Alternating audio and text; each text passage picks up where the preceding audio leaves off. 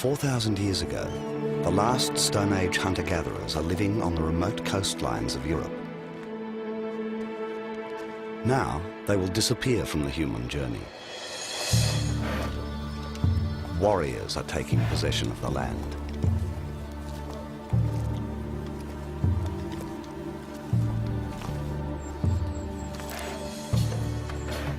For this child, these are the creatures of a dream. She has never seen a horse. She's never heard of a wagon with wheels.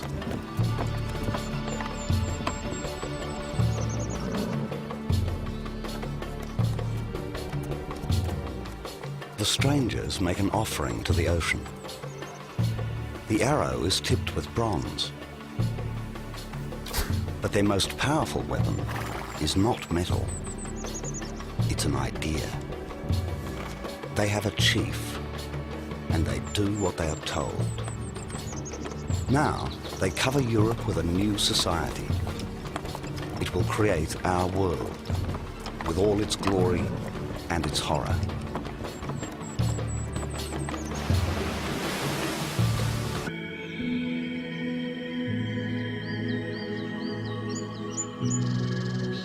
At that time, Europeans were still living very simply. They farmed together and grew only what they needed.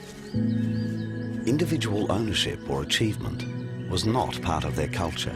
When they died, they joined their ancestors in a communal burial chamber.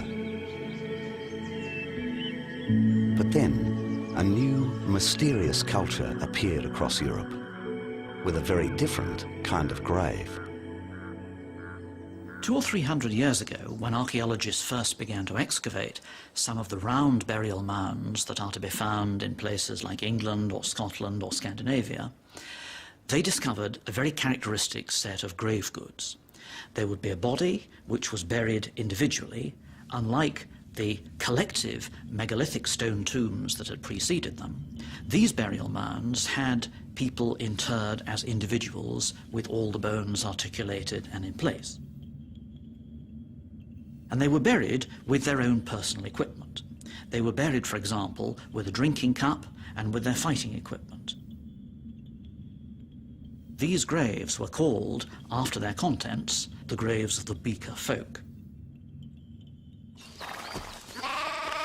The Beaker people were the traders of Stone Age Europe. Using pack horses, they brought a new set of ideas and precious objects that turned the place upside down.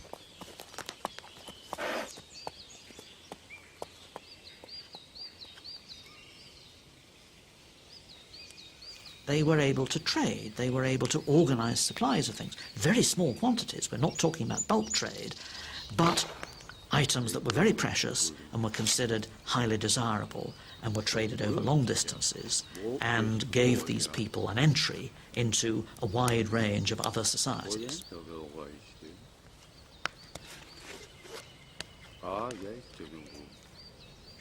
The drinking cups perhaps suggest that there were new things to be drunk, and it's a very plausible suggestion that what we're looking at is the first use of fermentation to make alcoholic drinks.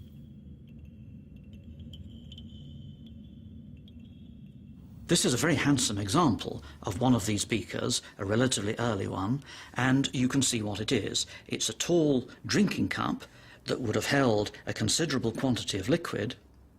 So you can imagine them being used rather like this, held in two hands, and possibly passed around between the participants of a drinking ceremony. The drinking cups suggest that there were new things to be drunk. They made an early form of mead using honey for drinking rituals.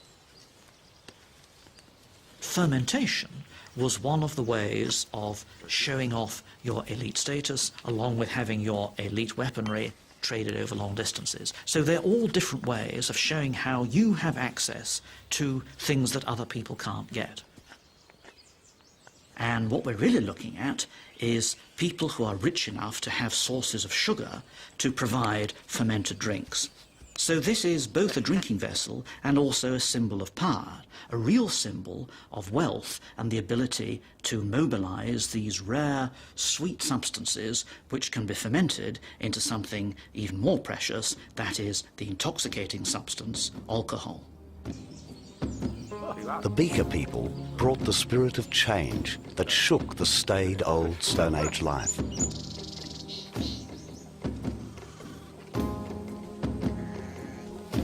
They believed much more in the value of the individual. They came as traders and stayed to farm, building their own characteristic villages.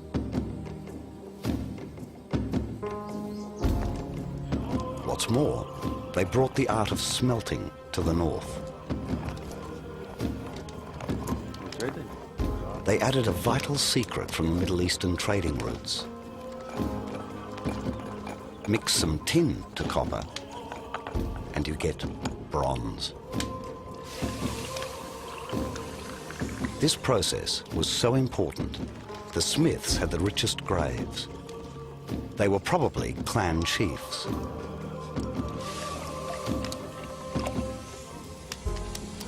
At the beginning of the Bronze Age, you can imagine that much of the metalworking was actually undertaken by the chiefs themselves. And we now see this as a rather sort of banal task that should be undertaken by workmen or craftsmen, by sort of lower status people. But if you think of it as the magical transformation of one thing into another, then it's another way of showing off and demonstrating your power and your status and securing your role in society.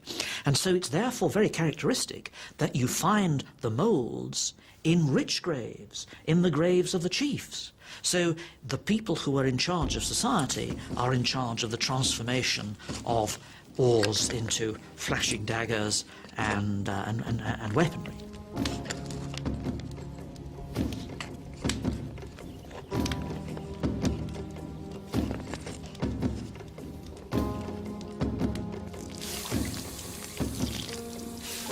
The Bronze Age consists in the introduction of edge weapons that you couldn't make effectively in stone, daggers that increasingly get longer and longer and become swords, spearheads that can be really effectively fixed on the end of a long pole. So the whole nature of armament was transformed by the introduction of a really effective working metal, bronze.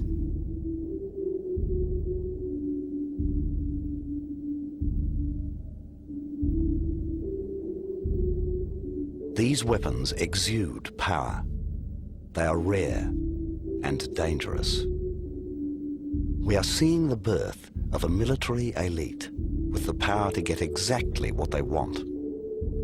Yet the weapons rarely show signs of use. Perhaps they were purely ceremonial.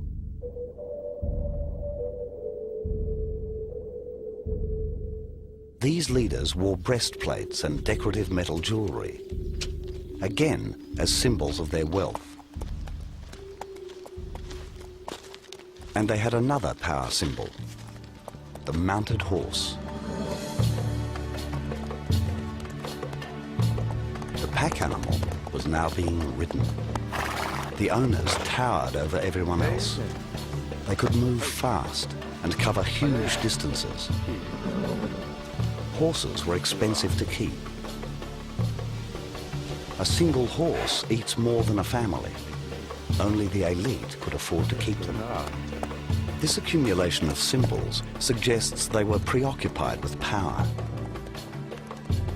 They were developing a new kind of society with leaders and followers.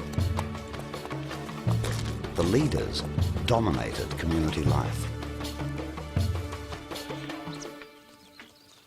Most farmers who produced life's basic necessities were the followers. This new social dynamic created its own momentum for change. With their new wealth, the elite families could support specialized crafts.